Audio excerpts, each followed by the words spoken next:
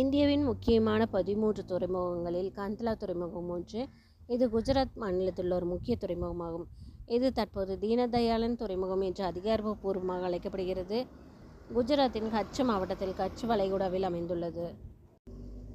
1950களில் பாகிஸ்தானின் பிரிவினைக்கு பிறகு கராச்சி துறைமுகத்தை இழந்ததால் மேற்கு இந்தியாவின் வர்த்தகத்திற்காக இத்துறைமுகம் கட்டப்பட்டது.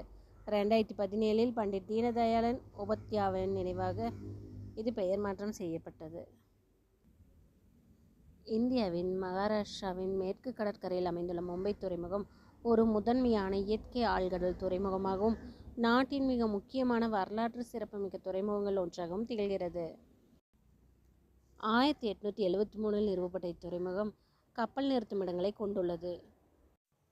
இந்தியாவின் முக்கிய துறைமுகங்கள் நடைபெறும் மொத்த கடல்வழி போக்குவரத்தில் 11% கையாளுகிறது.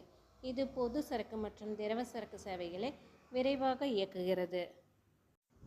மகாராஷ்டிராவின் நவி மும்பையில் அரபிக்கடலின் கிழக்கு கடற்கரையில் அமைந்துள்ளது. இது இந்தியாவின் முக்கிய துறைமுகங்களில் உள்ள மொத்த கொள்கலன் அளவில் சுமார் 50% கையாளுகிறது.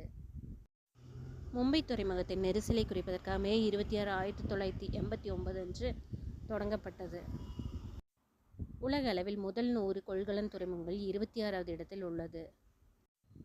இங்கு தனியார் நிறுவனங்கள் செயல்பாடுகளை நிர்வகிக்கின்றன. இந்தியாவின் மேற்கு கடற்கரையில் அமைந்துள்ள கோவாவின் ஜுவாரி ஆற்றின் தெற்கு முகத்துவாரத்தில் அமைந்துள்ளது இத்துறைமுகம். இது இந்தியாவின் பழமையான மற்றும் மிக முக்கியமான துறைமுகங்களில் ஒன்றாகும். 1885இல் துவங்கப்பட்ட ஒரு இயற்கை துறைமுகமாகும். 1996இல் துறைமுகமாக அதிகாரப்பூர்வமாக அறிவிக்கப்பட்டது. திரவம் மற்றும் பொது சரக்குகளையும் இத்துறைமுகம் நிர்வகிக்கிறது. Next, new Mangalore port. இது கர்நாடக மாநிலத்தில் மங்களூரில் பனம்பூரில் அமைந்துள்ள அனைத்து பருவகால துறைமுகமாகும். இத்துறைமுகத்தின் பரப்பளவு சுமார் 480 ஹெக்டேர். இது மேற்கு கடற்கரையில் அமைந்துள்ள மிக ஆழமான உள் துறைமுகமாகும். இது கர்நாடக மாநிலத்தின் ஒரே மிகப்பெரிய துறைமுகம் மற்றும் இந்தியாவின் 7வது மிகப்பெரிய துறைமுகமாகும். நெக்ஸ்ட், அரபிக்கடலில் கேரளாவில் அமைந்துள்ள கொச்சி துறைமுகமாகும். இது மிகப்பெரிய வர்த்தக மையமாகும் அரபிக்கடலின் ராணி என்று அழைக்கப்படும் இந்திய துறைமுகமாகும். இது கொச்சியில் உள்ள வெல்லிங்டன் தீவில் அமைந்துள்ளது. கொள்கலன்கள் மற்றும் கச்சா எண்ணெய் வர்த்தகத்தில் கவனம் செலுத்தி ஆண்டுதோறும் 1100 கப்பல்களுக்கு மேல் இது கையாள்கிறது. முன்னர் மெட்ராஸ் துறைமுகம் என்று அழைக்கப்பட்ட சென்னை துறைமுகம் இந்தியாவின் 2வது மிகப்பெரிய கொள்கலன் துறைமுகமாக அழைக்கப்படுகிறது. இது வங்காள விரிகுடாவின் மிகப்பெரிய துறைமுகமாகவும் விளங்குகிறது. 1881 முதல் தென்னிந்தியாவின் முதன்மை வாயிலாக செயல்பட்டு வருகிறது. தமிழ்நாட்டில் அமைந்துள்ள இது திரவ சரக்கு, வாகன ஏற்றுமதி, கொள்கலன் ஆகியவற்றில் மிகச்சிறந்த விளங்குகிறது. இது ஒரு செயற்கை துறைமுகமாகும். முன்பு எண்ணூர் துறைமுகம் என்று அழைக்கப்பட்ட காமராஜர் துறைமுகம் தமிழ்நாட்டில் அமைந்துள்ளது. இது இந்தியாவின் மிகப்பெரிய 12வது துறைமுகமாகும். இது கோரமண்டல் கடற்கரையில் அமைந்துள்ளது. நிலக்கரி, திரவ இயற்கை எரிவாயுகளை இது கையாள்கிறது. எண்ணூரில் அமைந்துள்ளது. நில உரிமையாளர்களின் துறைமுகமாக இது செயல்பட்டு வருகிறது. தமிழ்நாட்டின் தூத்துக்குடியில் அமைந்துள்ள வ.உ.சி. 2026ஆம் ஆண்டின் கணக்கெடுப்பின்படி டிஜிட்டல் டிவைன் பயன்படுத்தும் இந்தியாவின் முதல் மிகப்பெரிய துறைமுகமாகும். தூத்துக்குடியின் மன்னார் வளைகுடாவில் அமைந்துள்ளது. அமெரிக்காவுடனான வர்த்தகத்திற்கு மிக முக்கிய பங்கு வகிக்கிறது.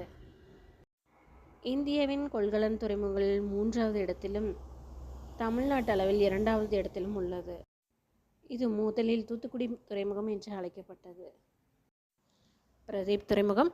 இது இந்தியாவின் ஒடிஷா மாநிலத்தில் கிழக்கு கடற்கரையில் மகாநதி ஆறும் வங்காள விரிகுடாவும் சங்கமிக்கும் இடத்தில் அமைந்துள்ள ஒரு இயற்கையான ஆழ்கடல் துறைமுகமாகும். தேசிய பொருளாதாரத்தில் முக்கியத்துவம் வாய்ந்த நிலக்கரி, இரும்புத்தாது மற்றும் பெட்ரோலியம் போன்ற சரக்குகளை கையாள்வதில் இது மிகச்சிறந்து விளங்குகிறது.